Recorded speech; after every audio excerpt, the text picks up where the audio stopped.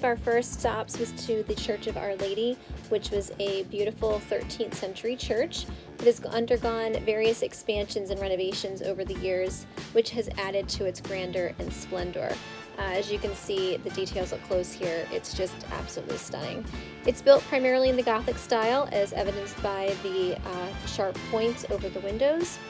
And you can see here towards the back of the church is the Blessed Sacrament Chapel that was built in 1863 to house the sacraments.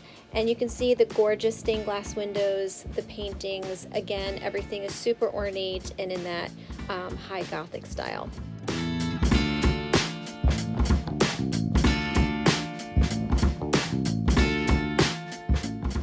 As you continue your walk, you come to the tomb of Mary of Burgundy.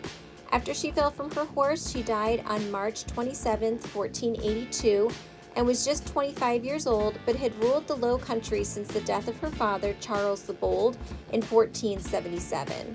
Her husband had this tomb commissioned for her in 1490 in the Gothic style, and the design of her father's tomb is very similar, but was made 70 years later, and parts of it are already in the Renaissance style. Both of these tombs are located right next to the choir stalls.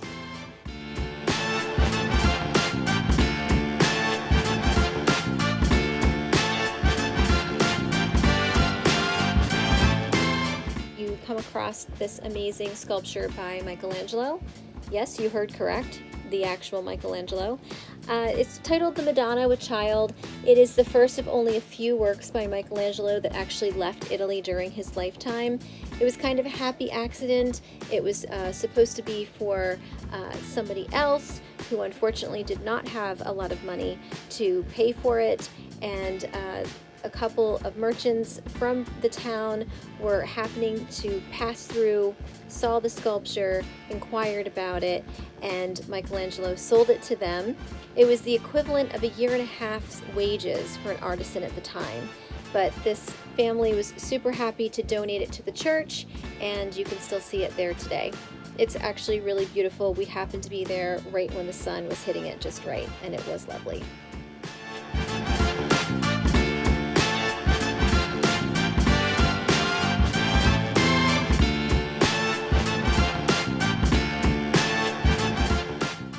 Our next stop was right next door.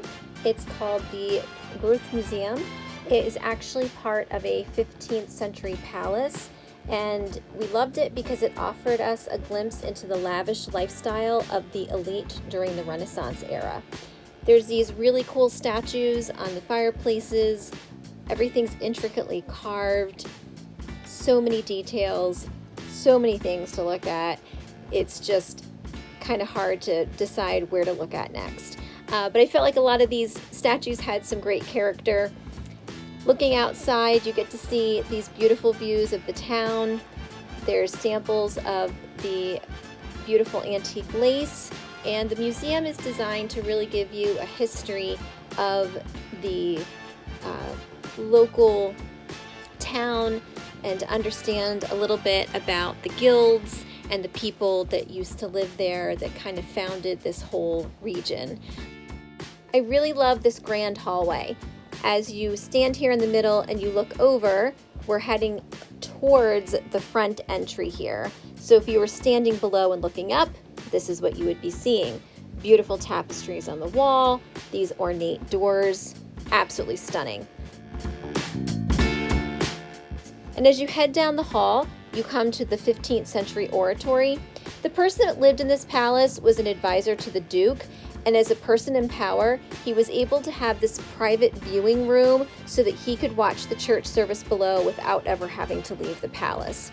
There was even a secret staircase for the priest to come up if he needed to advise him. The next thing I loved about this was a balcony that came out and overlooked the Church of Our Lady and the tower with the gargoyles and the flying buttresses. This whole thing felt like such a really Gothic cathedral. But the best part, the unicorn. How can you not love a giant unicorn statue?